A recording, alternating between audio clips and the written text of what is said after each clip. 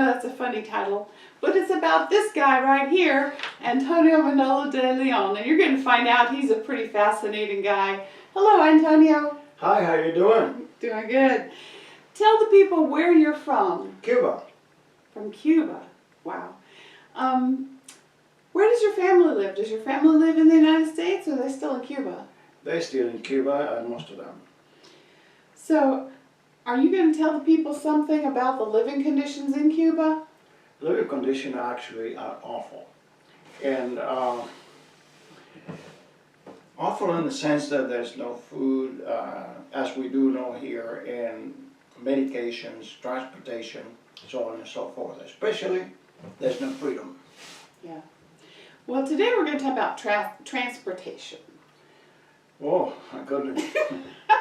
So, the average American thinks about Cuba, and they think, wow, the people down there are living in a paradise and driving around in these old cars that they've miraculously restored, and they're in great shape.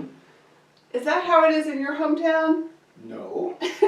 So how do people get around in your hometown? By way of a cart pulled by a horse, a bicycle taxi, and a lot of footwork.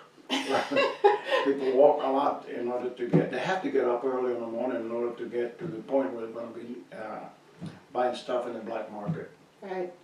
So there's a lot of people walking, riding taxis with bicycles, taxis with horses. What about cars? Are there cars? Very few. In fact, my cousin, he's a doctor, and he have a little bit, compact car, and believe it or not, he arranged some IV plastic tube to fit gasoline to the engine. You can imagine. The gas line is hospital tubing? Yeah. Oh, okay. And not only that, we have to push it to get it started. All right, we'll show a picture of that.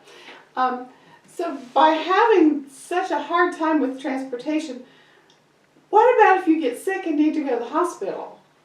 Well, I can tell you one thing. My aunt broke her hip, and there was no way to get her to the hospital.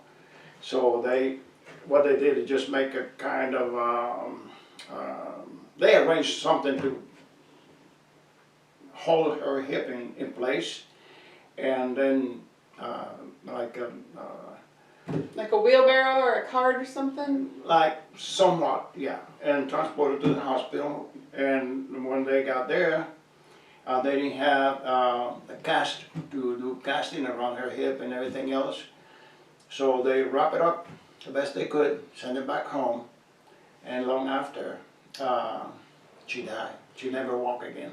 So they didn't have plaster to make a cast? No, not at that time anyway. So when they wrapped her up, how did they secure her hip? They kind of rearranged her hip the best way they can. And the other thing is that they didn't have the liquid to develop the X-ray, so they could not make X-ray out of the broken bone condition. That's right. Well, let's show some pictures to the people so they can see what it's like to be in northern Cuba. Especially in the villages. All right.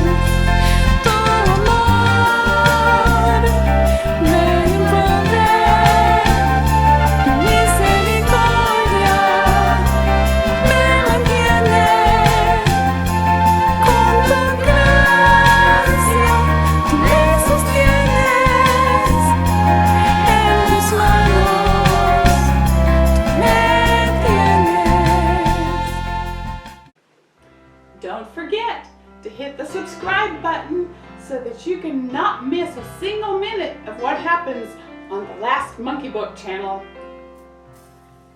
Hi, my name is Antonio Manolo de Leon, and I'm here to tell you a story about my life. I was an atheist for 50 years until God touched my life and transformed my life completely. At this point in time, we are going through so much difficulties around the world that everybody is in disarray. Think about this. Think about all of the suffering and tears and suffering that you're going through. Jesus is the only answer to your life, to all the problems. Because when man fails, he's there for you like he was for me. So I'm encouraging you to seek Jesus. I wanted to pray for you. To pray for you so that I can change your life the way he did to me. God bless you. If you have a prayer request, please send any prayer requests to Antonio at thelastmonkeybook.org.